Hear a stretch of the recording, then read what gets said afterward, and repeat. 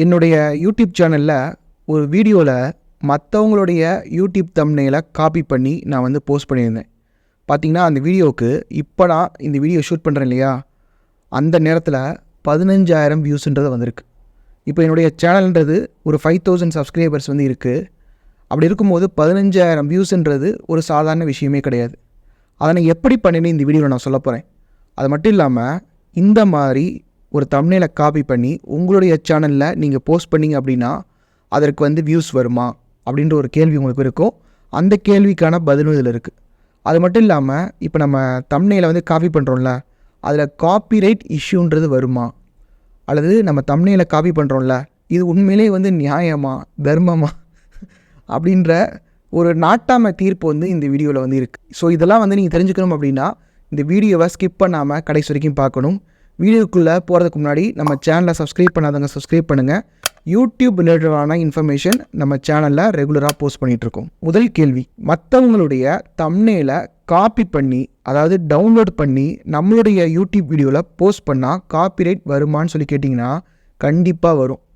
இப்போ பாருங்கள், நீங்கள் வந்து ஒரு தம்ப்நெயில் பார்க்குறீங்க. அந்த தம்ப்நெயிலை இன்ஸ்பிரேஷனாக எடுத்துக்கிட்டு அதை ரீமிக்ஸ் பண்ணி நீங்கள் என்ன பண்ணலான்னா ஒரு புது டிசைனை உருவாக்கி நீங்கள் வந்து உங்களுடைய சேனலில் வந்து போஸ்ட் பண்ணிங்கன்னா எந்த பிரச்சனையுமே இல்லை. அதை விட்டுட்டு நீங்கள் அதை அப்படியே டவுன்லோட் பண்ணி போட்டிங்கன்னா கண்டிப்பாக வந்து காப்பிரைட் வரும். இன்னொரு விஷயம், மற்றவங்களுடைய அந்த தம்ப்நெயிலில் இருக்கக்கூடிய ஃபோட்டோ, அவங்களுடைய பர்சனுடைய ஃபோட்டோவை மட்டும் எடுத்து போட்டிங்கன்னா உங்களுடைய வீடியோவை டேக் டவுன் பண்ண வாய்ப்பு இருக்குது. உங்களுடைய சேனலுக்கு ஸ்ட்ரைக் கொடுக்க வாய்ப்பு இருக்குது. அதாவது இது வந்து யூடியூபுக்கு மட்டும் கிடையாது, இன்ஸ்டாகிராமாக இருக்கட்டும், ட்விட்டராக இருக்கட்டும், ஃபேஸ்புக்காக இருக்கட்டும், மற்றவங்களுடைய ஃபோட்டோவை நீங்கள் பயன்படுத்தினீங்க அப்படின்னா உங்களுடைய சேனலையோ உங்களுடைய அக்கௌண்ட்டையோ டேக் டவுன் பண்ண முடியும். உங்கள் அக்கௌண்ட்டை வந்து டெலீட் பண்ண முடியும். அதை நீங்கள் வந்து நல்லா புரிஞ்சுக்கோங்க. ஸோ நம்ம வந்து இன்ஸ்பிரேஷன் தான் எடுக்கணுமே தவிர ஈயடிச்சம் காப்பி பண்ணக்கூடாது. அடுத்த கேள்வி உங்கள் மனசில் என்ன வரும்னு சொல்லி பார்த்தீங்கன்னா, காப்பி அடிக்கிறது சரியா தவறா, நியாயமா தர்மமா, அதை செய்யும்போது நம்மளுடைய மனசில் குற்ற உணர்ச்சி இருக்கணுமா இருக்கக்கூடாதா, இந்த மாதிரி கேள்வியெல்லாம் உங்களுக்கு வரும் இல்லையா. இதற்கான தெளிவை நான் வந்து கொடுத்துட்றேன். பார்த்திங்கன்னா இந்த காப்பின்றத ஓரமாக வச்சுருங்க. நம்ம வந்து பண்ண போகிறது ஒரு க்ரியேஷன் இல்லையா. இப்போ இந்த கிரியேட்டர் அப்படின்னு எடுத்துக்கிட்டிங்கன்னா கடவுள் அப்படின்னு சொல்லுவோம் இல்லையா, படைத்தவர் அப்படி சொல்கிறோம். ஒரு 4 விஷயத்தை வச்சு நான் எக்ஸ்பிளைன் பண்ணுறேன். கடவுள் அப்படின்ற முதல் விஷயத்தை எடுத்துக்குவோம். இப்போ கடவுள் வந்து உலகத்தில் நிறைய விஷயங்களை வந்து படைச்சிருக்காரு. எவ்வளவு விதமான கடல்கள் இருக்குது, எவ்வளோ விதமான மலைகள் இருக்குது, எவ்வளோ விதமான காடுகள் இருக்குது. இப்போ மனிதர்கள்லேயே எத்தனை வகை இருக்குது. இப்போ நீங்கள் வந்து நினைக்கலாம், என்னங்க மனிதர்கள் என்னங்க வகைன்னு கேட்டிங்கன்னா, இப்போ நான் நினைக்கிற மாதிரி நீங்கள் நினைக்க மாட்டீங்க. இப்போ என்ன சொல்லுவாங்க, 5 விரலும் ஒரே மாதிரி இருக்காது, அண்ணன் ஒரு மாதிரியாக இருப்பான், தம்பி ஒரு மாதிரியாக இருப்பான். நான் நினைக்கிற மாதிரி என் தம்பி நினைக்க மாட்டான், என் தங்கச்சி நினைக்க மாட்டாங்க.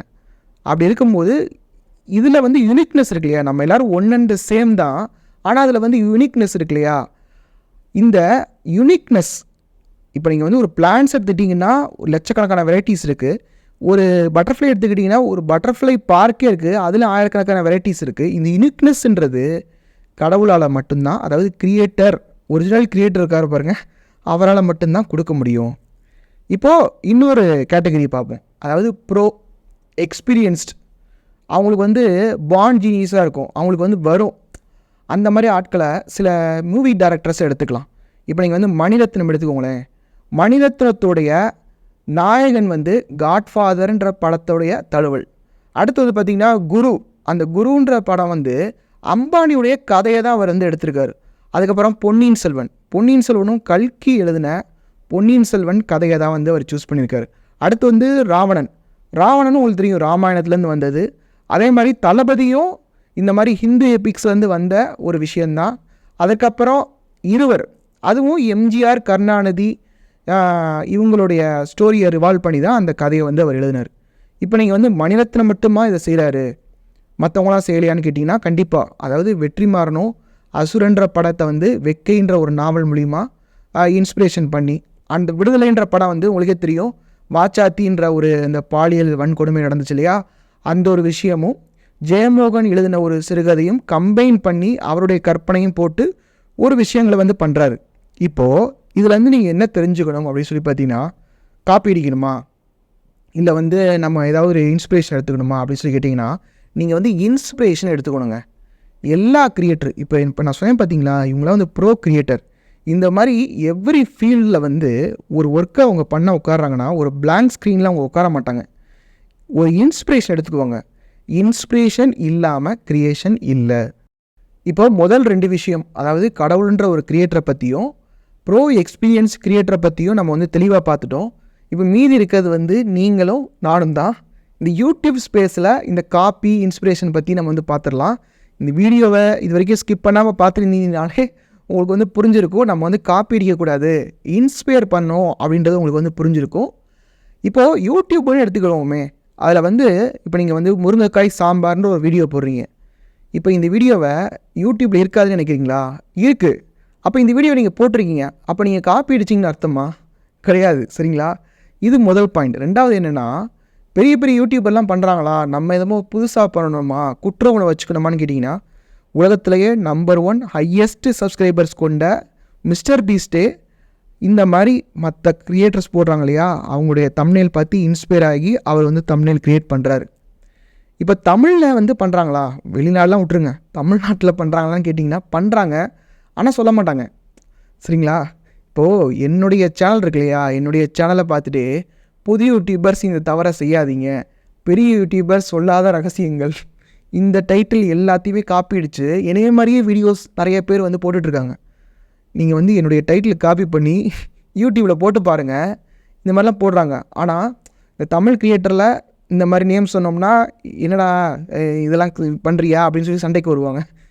இல்லைனா இந்த மாதிரி சொன்னோன்னு வச்சுக்கோங்களேன், அதுக்கும் வந்து ஒரு ப்ராப்ளம் ஆகும். அதனால் நேம்ஸ் நான் சொல்லலை.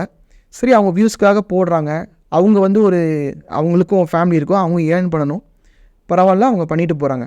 இப்போது இந்த விஷயத்த உங்களுடைய சேனலில் இம்ப்ளிமெண்ட் பண்ணி எப்படி நீங்கள் வியூஸை கெயின் பண்ணலான்னு இப்போ நான் சொல்கிறேன்.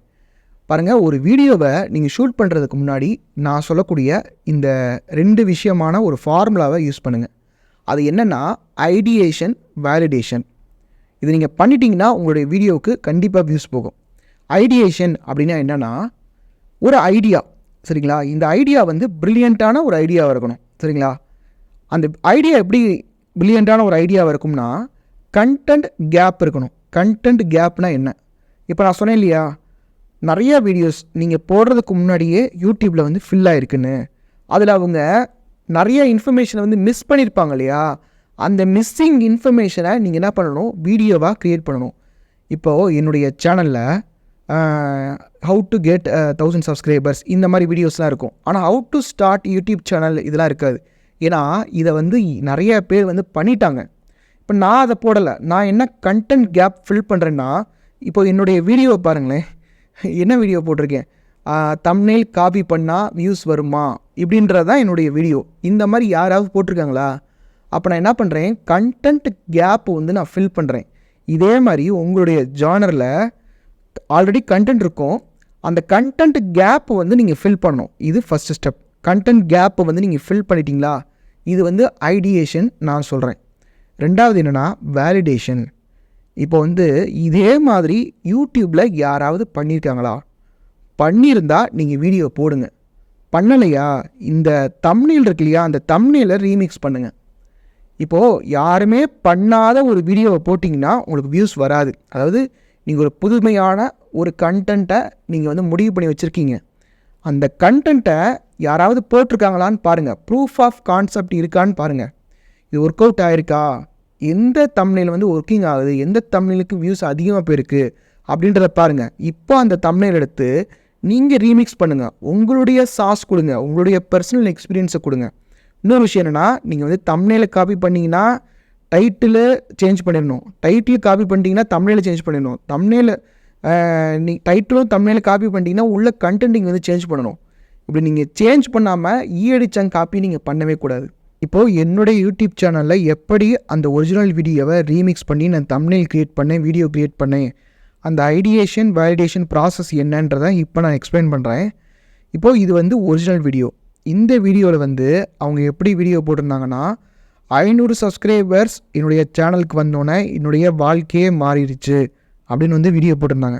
ஸோ அந்த வீடியோவில் இருக்கக்கூடிய கான்டெக்ஸ்டே வேறு, அதாவது கண்டென்ட்டே வேறு. அதாவது அவங்க என்ன சொல்கிறாங்கன்னா, 500 சப்ஸ்கிரைபர்ஸ் வந்தோடனே எனக்கு வந்து நிறையா ஃப்ரெண்ட்ஸ் கிடைச்சாங்க, என்னுடைய பிஸ்னஸ் வந்து இம்ப்ரூவ் ஆகிருக்கு, இந்த மாதிரி ஒரு ஜென்ரலான ஒரு விஷயம் வந்து போட்டிருந்தாங்க.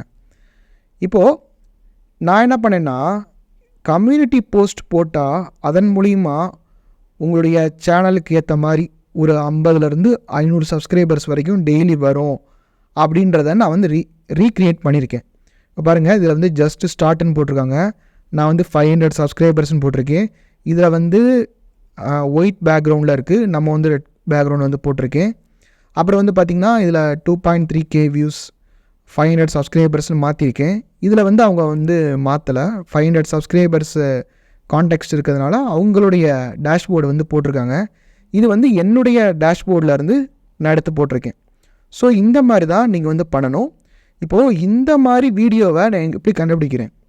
இப்போ இந்த ஜஸ்ட் ஸ்டார்ட் அப்படின்னு இந்த வீடியோ வந்து எதுலேருந்து எடுத்தேன் அப்படின்றத நான் வந்து அடுத்த செக்மெண்ட்டை நான் உங்களுக்கு காட்டுறேன். ஓகே, இந்த வைரல் கண்டென்ட்லாம் நான் எங்கேருந்து எடுக்கிறேன் அப்படின்னு சொல்லி பார்த்தீங்கன்னா, அதற்கு வந்து நிறையா சோர்ஸஸ் வந்துருக்கு. ஒன் ஆஃப் தி வெப்சைட் தான் வந்து இது. இப்போ இந்த வெப்சைட்டுடைய ஃபியூச்சர்ஸும், இந்த வெப்சைட்டில் எப்படி நம்ம உள்ளே சர்ஃப் பண்ணணும், ப்ரைஸிங் என்ன, ஒன் பை ஒன்னாக பார்க்கலாம். முதல்ல வந்து ப்ரைஸிங் பார்க்கலாம். மந்த்லி வந்து உங்களுக்கு $49 வருது. $49 வந்து நம்ம இந்தியன் ருபீஸ் கன்வெர்ட் பண்ணோம்னா உங்களுக்கு 4100, அதாவது 4100 ரூபாய் வந்து உங்களுக்கு வரும். மந்த்லி நீங்கள் பே பண்ணுற மாதிரி இருக்கும். இயர்லியாக நம்ம பார்க்கலாமே. இயர்லியாக வந்து உங்களுக்கு $349 இன் இந்தியன் ருபீஸ்ன்னு போட்டிங்கன்னா இயர்லி வந்து நீங்கள் 30,000 வந்து பே பண்ணுற மாதிரி இருக்கும். இப்போது இதை நீங்கள் பே பண்ணணும் அப்படின்னு நினச்சிங்கன்னா பே பண்ணுங்கள். உங்கள்கிட்ட வந்து அந்த அமௌண்ட் இருக்குது, ஃபியூ எக்ஸ்ட்ரா டாலர்ஸ் இருக்குது அப்படின்னா நீங்கள் வந்து பே பண்ணலாம்.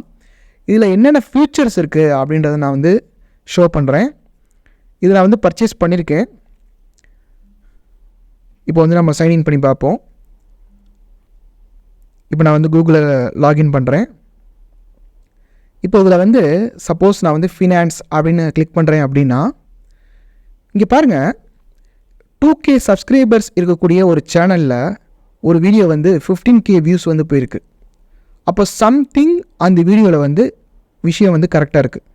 ஸோ இந்த தம்ப்நெயிலை நான் ரீமிக்ஸ் பண்ணி போட்டால் எனக்கும் இந்த வியூஸ்ன்றது வருமா வராதா? லாஜிக்கலி கரெக்டாக இல்லையா? இப்போது இதே மாதிரி தம்ப்நெயில்ஸை வந்து நம்ம பார்க்கலாம். இந்த தம்ப்நெயில்ஸுன்ற ஃபியூச்சரை வந்து கிளிக் பண்ணிங்கன்னா சிம்லர் தம்ப்நெயில்ஸ் வந்து உங்களுக்கு ஷோ ஆகும். ஓகே, இப்போது இது மட்டும்தான் பண்ண முடியுமான்னு கேட்டிங்கன்னா நிறைய விஷயங்கள் பண்ணலாம். இந்த ஃபில்டர்ஸ் இருக்குது பாருங்கள். இந்த ஃபில்டர்ஸ் வந்து சப்போஸ் நான் வந்து இங்கே ரீசெட் கொடுத்துட்டு இங்கே வந்து மல்டிப்ளேயர்னு சொல்லுவாங்க. அதாவது ஒரு சேனலுடைய ஆவரேஜை விட அவுட் பீட் பண்ணி நிறையா வியூஸ் வந்து போகுது அப்படின்னா எந்த அளவுக்கு மல்டிப்ளேயர், எவ்வளோ வியூஸ் போயிருக்கணும், எவ்வளோ சப்ஸ்கிரைபர்ஸ் அந்த சேனலில் இருக்கணும், அந்த வீடியோடைய டியூரேஷன் என்ன, எவ்வளவு சப்ஸ்கிரைபர்ஸ் வந்து கெயின் ஆகிருக்கு, கமெண்ட்ஸ் என்ன, லாஸ்ட் வீக்கில் போன வீடியோ, லாஸ்ட் மந்தில் வீடியோ, லாஸ்ட் 3 monthஸில் இருக்கக்கூடிய வீடியோ, இப்படி நீங்கள் அப்ளை சேஞ்சஸ் கொடுத்துட்டீங்க அப்படின்னா நிறைய வீடியோஸ், அதாவது எந்தெந்த வீடியோலாம் ட்ரெண்டிங்காக இருக்கோ, அதாவது ஒரு வீடியோவை நம்ம நினைக்கிற வீடியோவை நம்ம பண்ணுற மாதிரி ஒஸ்ட்டு விஷயங்கள் யூடியூப்லேயே வந்து கிடையாது. நம்ம என்ன பண்ணணும், நான் சொன்னேன் இல்லையா, ஐடியேஷன் வேலிடேஷன். ஒரு யூனிக்கான ஐடியா ஆல்ரெடி நிறையா பேர் போட்டிருப்பாங்க கண்டென்ட். அந்த கண்டென்ட்லேருந்து நம்ம ஒரு கண்டென்ட் கேப் எடுக்கிறோம், ஐடியேஷன் பண்ணுறோம். வேலிடேஷன் எங்கே எடுக்கிறோன்னு பார்த்திங்கன்னா நம்ம இந்த மாதிரி வெப்சைட்ஸ் மூலிமா தான் நம்ம வந்து வேலிடேஷன் நம்ம வந்து பண்ணணும். இப்போது இந்த வெப்சைட் வந்து என்னுடைய கோச்சிங் கிளைண்ட்ஸ்க்கெலாம் வந்து பார்த்திங்கன்னா நான் வந்து இதிலேருந்து தான் சில கண்டென்ட்லாம் எடுத்து கொடுப்பேன். அவங்களுடைய சேனலுக்கு வந்து நல்லா வியூஸ் போகுது. இது வந்து நிறைய ஐடியாஸ் வந்து எனக்கு கிடைக்கும். அந்த ஐடியாஸ் எல்லாத்தையுமே நான் க்யூரேட் பண்ணி என்னுடைய கோச்சிங் கிளைண்ட்ஸ்க்கு வந்து நான் கொடுக்குறேன். ஸோ நீங்களும் என்னுடைய கோச்சிங் வரணும்னா என்ன பண்ணணும், அதற்கான டீட்டெயில்ஸ் வந்து நான் இப்போ சொல்கிறேன். பாருங்கள், யூடியூப்ன்றது கான்ஸ்டண்ட்டாக சேஞ்ச் ஆகிட்டே இருக்குது. இன்றைக்கி இருக்கிற மெட்டான்றது நாளைக்கு இருக்காது. இன்றைக்கி ஒரு விஷயம் ஒர்க் அவுட் ஆகுதுன்னா அது நாளைக்கு ஒர்க் அவுட் ஆகுது. இப்போ என்னுடைய சேனல்லே நான் வந்து எல்லாத்தையுமே ரிவீல் பண்ணிடுறேன். இந்த மாதிரி என்னென்ன அப்டேட் வருதோ எல்லாத்தையுமே நான் போட்டுறேன். இதை பார்த்துட்டு ஒரு செட் ஆஃப் பீப்புள், ஒரு 100 பேரோ 200 பேரோ அதை வந்து சேஞ்ச் பண்ணுவாங்க. யூடியூப் வந்து இந்த மாதிரி தான் நீங்கள் வியூஸ் கெயின் பண்ணுறீங்களா, இன்னும் நான் மாற்றுறேன் பாருன்னு சொல்லிட்டு அதை மாற்றிடும். ஸோ இந்த மாதிரி ஒரு ஃபாஸ்ட்டாக க்ரோ ஆகிட்டு இருக்கக்கூடிய ஒரு காலகட்டம் இது. இப்போ இந்த மாதிரி நேரத்தில் நீங்கள் யூடியூப் ஸ்டார்ட் பண்ணலாமா வேணாமா அப்படின்னு திங்க் பண்ணிகிட்டு இருந்தீங்கன்னா, ஸ்டார்ட் பண்ணக்கூடிய சரியான நேரம் இது தான். உடனடியாக ஸ்டார்ட் பண்ணணும். இப்போது இதை நீங்கள் ஸ்டார்ட் பண்ணுறீங்க, உங்களுக்கு வந்து ஒரு பர்சனல் கைடன்ஸுன்றது தேவைப்படுது, பர்சனல் கோச்சிங்கிறது தேவைப்படுதுன்னா என்னுடைய பர்சனல் கைடன்ஸ்க்கு நீங்கள் வரலாம். என்னுடைய இமெயில் ஐடிக்கு உங்களை பற்றி 4 வரி, உங்கள் சேனலை பற்றி 2 வரி, நான் இப்படி தான் எடிட் பண்ணுறேன், இப்படி தான் என்னுடைய தம்ப்நெயிலை க்ரியேட் பண்ணுறேன், இதை டீட்டெயிலாக எழுதி அனுப்புங்க, நான் உங்களுக்கு ரிப்ளை பண்ணுறேன். பாருங்கள், இது வந்து ஒரு பெய்டு கோச்சிங் தான். அதாவது 4 மாதம் இந்த ப்ரோக்ராமில் வந்து நீங்கள் இருக்கணும். அப்போ தான் என்னால் ரிசல்ட்டை ப்ரொடியூஸ் பண்ண முடியும். பார்த்திங்கன்னா வீக்லி நிறையா வீடியோஸ் போடணுமா அப்படின்னு சொல்லி கேட்டிங்கன்னா கிடையாது. 2 வீடியோஸ் போட்டால் போதும். ஷார்ட்ஸ் போட வேண்டிய அவசியம் கிடையாது, லைவ் வர வேண்டிய அவசியம் கிடையாது, டான்ஸ் ஆட வேண்டிய அவசியம் கிடையாது, எதுவுமே கிடையாது. பாருங்கள், என்னுடைய டூல்ஸ் இருக்குது பாருங்கள், oneof10.com அந்த வெப்சைட்டு, அதன் போக ஏஐ யூஸ் பண்ணி நிறைய விஷயங்கள், இதெல்லாம் எல்லாத்தையுமே எது ஒர்க் அவுட் ஆகுது எல்லாத்தையுமே பாசிபிளாக எடுத்து ஒரு தெரியாதவங்களுக்கு, ஒரு பிகினராக இருக்கவங்களுக்கு ஸ்டெப் பை ஸ்டெப்பாக எப்படி நம்ம பண்ண முடியும்னு சொல்லி கொடுத்து அவங்களுடைய சேனலை வந்து நாங்கள் மானிட்டைஸ் பண்ணிகிட்ருக்கோம். ஸோ இந்த ப்ரோக்ராமில் நீங்கள் ஜாயின் பண்ணணும்னு விரும்புனீங்கன்னா என்னுடைய மெயில் அட்ரஸ்க்கு நீங்கள் தாராளமாக காண்டாக்ட் பண்ணலாம். இது வந்து பெய்டு கோச்சிங், ஃப்ரீ கோச்சிங் கிடையாது. என்னுடைய வீடியோஸ் இருக்குது பாருங்கள், இந்த வீடியோஸ் எல்லாமே உங்களுக்கு ஃப்ரீ தான், நீங்கள் வந்து கன்சியூம் பண்ணிக்கோங்க. ஆனால் என்னுடைய பர்சனல் டைம் கேட்டிங்கன்னா நீங்கள் வந்து அதுக்கு பே பண்ணி தான் ஆகணும். பாருங்கள், இதே மாதிரியே இன்னும் இந்த எண்டு வரைக்குமே இருக்குமான்றது தெரியல. நிறையா கோச்சிங் இப்போவே வந்து கொஞ்சம் ஃபில்லாக தான் இருக்குது. இன்னும் கொஞ்ச நாள் கழித்து ஏதோ ஒரு கோர்ஸ் கொடுத்துட்டு நீங்கள் படிச்சுக்கோங்கப்பா அப்படின்னு சொல்லக்கூட வாய்ப்பு இருக்குது. யார் வந்து அந்த ஃபஸ்ட்டு கம் ஃபஸ்ட்டு சர்வ்னு சொல்லுவாங்க இல்லையா, யார் வந்து அந்த இடத்த பிடிக்கிறாங்களோ அவங்களுக்கு கோச் பண்ணுறதுக்கே நம்மளுக்கு வந்து சரியாக இருக்குது. ஸோ நீங்கள் இன்னும் யோசிச்சுட்டே இருக்கீங்க, பண்ணலாமா வேணாமான்னு சொல்லி யோசிச்சுட்டே இருக்கீங்கன்னா டெசிஷன் எடுத்துருங்க. என்னுடைய மெயில் ஐடிக்கு காண்டாக்ட் பண்ணுங்கள். நான் உங்களை இன்னொரு வீடியோவில் வந்து சந்திக்கிறேன். நன்றி, வணக்கம்.